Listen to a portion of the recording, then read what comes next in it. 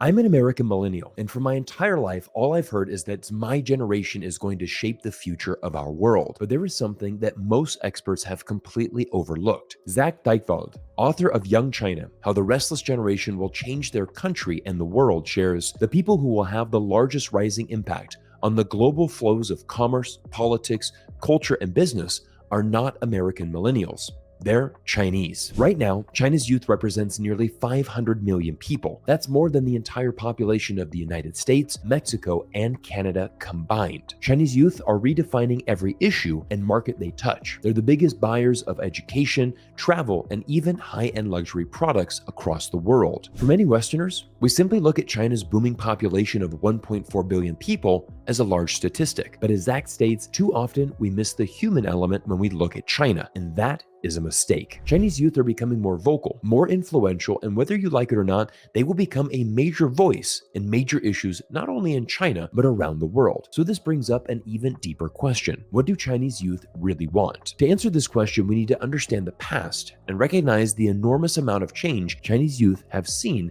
in an extremely short amount of time. Look at this graph from the World Bank called the Living Change Index. The index uses lifetime per capita GDP to track how much economic change a population has experienced. Essentially, if your country's per capita GDP is growing, so is your quality of life. So how about myself as an American millennial? In my lifetime, I've witnessed the United States increase its per capita GDP 3 times. It's an impressive number and certainly means that American citizens are living a better life today than when I was born in the past. But here's the stat that will absolutely blow your mind. Chinese youth have seen their per capita GDP increase 33 times since they were born. Now we must be fair. America was already a modern and developed society when I was born in the 1980s. Meanwhile, China was just beginning to open up to the world under the leadership of Deng Xiaoping. To better illustrate my point, look at this photo from Shanghai in 1990 and compare that to the modern metropolis of Shanghai we see today. Chinese youth have not only seen their entire country change, but they've also been a part of the faster modernization we've ever witnessed in world history. Once again, author Zach Dykewald says it best: to have lived in China since 1990,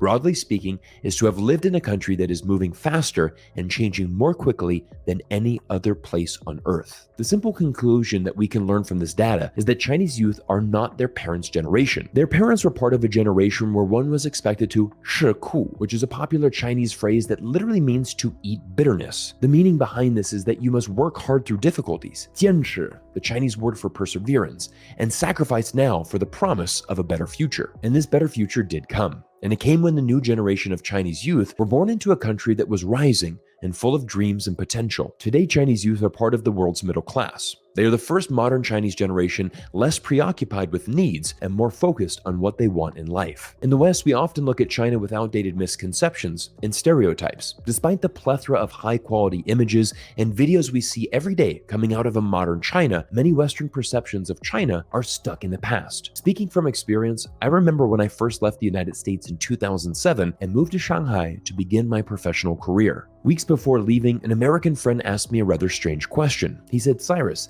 does the city you're going to live in China, does it have electricity?" To be honest, when my friend asked this question, my ears honestly couldn't believe what I was hearing. At the time, Beijing was just 18 months away from hosting the 2008 Summer Olympics, and here was an American wondering if China had electricity. In the West, we often believe Chinese people don't have any idea of what's going on outside of China. We believe that the Chinese are cut off from the outside world. But the reality of the situation is that most Chinese youth know significantly more about the West than most Westerners know about China. One of the most popular TV programs in China is the famous American TV show The Big Bang Theory, which many Chinese youth can simply quote and drop in casual conversations. Let's not forget that Chinese students take 12 years of English throughout their schooling, and this is actually one of the most amazing things that I've personally observed since my first trip to China some 16 years ago. In 2007, the level of English throughout China, and especially the youth, wasn't very good. But fast forward to today, and the average Chinese youth speaks incredible levels of English. My last visit to Beijing 3 years ago, Chinese Chinese kids were running up to me in the streets, eager to practice their English with a friendly Lao Wai. As we see Chinese travel the world, here is an interesting statistic that may surprise you. 75% of all passport holders in China are under the age of 40. Pre-COVID, it was this group of younger Chinese that were having the most amount of influence around the world and setting trends. Pre-COVID, Chinese tourists dominated both global travel and luxury markets. According to this article entitled "European Luxury Sector Impatient for Chinese Tourists," we learn that Chinese account for a third of luxury purchases in the world, and 2/3 of those purchases were made outside of China. Now that China's borders are once again reopened, some countries like Thailand and Singapore were the first ones to open their border and eagerly welcome this valuable market of Chinese tourists to once again enter their countries. Probably the best example of young Chinese setting global trends is Jiang Yiming, the Chinese internet entrepreneur who is most famously known around the world as the inventor of TikTok. What's interesting to note about Jiang is that early in his career he worked for Microsoft in China, but felt stifled by its rigid structure and corporate rules. Chinese youth are adaptive to change, and Jiang quickly realized his purpose in life was not working in an organized corporate structure like Microsoft, but instead being an entrepreneur and starting his own company. In 2012, at the age of 29, he had the vision to start something new. Instead of users going to a search engine and typing what information they wanted to learn about, Jiang had an amazing thought. What if the app on your phone can push relevant content to you based on your interest and with the help of artificial intelligence? This idea from a young Chinese entrepreneur has literally revolutionized the way that all of us now consume content. The reason you clicked on this video and are watching it right now with me here is because of advanced social media algorithms. Another characteristic of this new generation of Chinese youth is they are incredibly adaptive and open to adopting new technologies. One of the biggest shifts we've seen in China is how quickly the entire Chinese society has embraced the transition of cash to digital payments. In 2012, 85% of all transactions in China were conducted using cash, but shortly after, WeChat and Alipay entered into the Chinese market, and everything shifted almost overnight. Within a couple of years, 85% of transactions in China were made using mobile payments. Today, the vast majority of Chinese people can manage their entire finances through their mobile apps,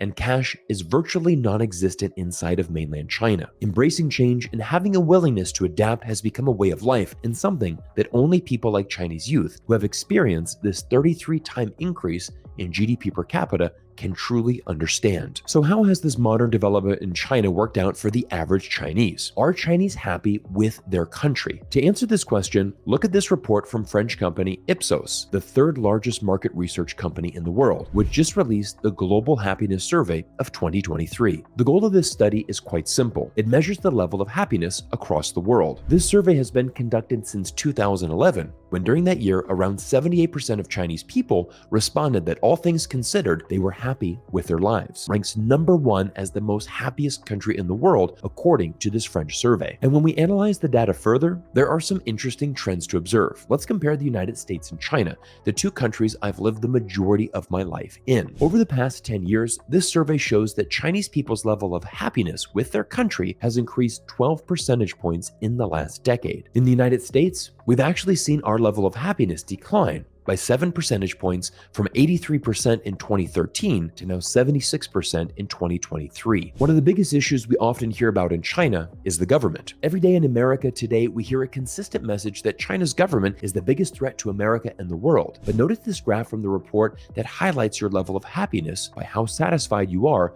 with different aspects of your life. If we go to the bottom of the survey, a country's social and political situation is considered. Incredibly, out of the 32 countries included in this French study, China is the only country that scores in the green, with 83% of respondents indicating they are happy with the political direction of the country. In contrast, look at some of the other Western countries. The United States is at 35%, the UK at 27%, and even South Korea, one of China's democratic neighbors, ranks an abysmal 23%. In the West, we hear a tremendous amount of information about the Chinese government. Almost all of it is negative, but I think it's important to spend time with Chinese people, especially the youth, and listen to their perspectives. There is one final point that is worth noting about this younger Chinese generation. This new Chinese generation is extremely proud of their country and extremely proud of being Chinese. Once again, they've been part of the fastest growing economic movement in world history. And as an American who lived for 10 years in China, I've come to admire many aspects of Chinese language,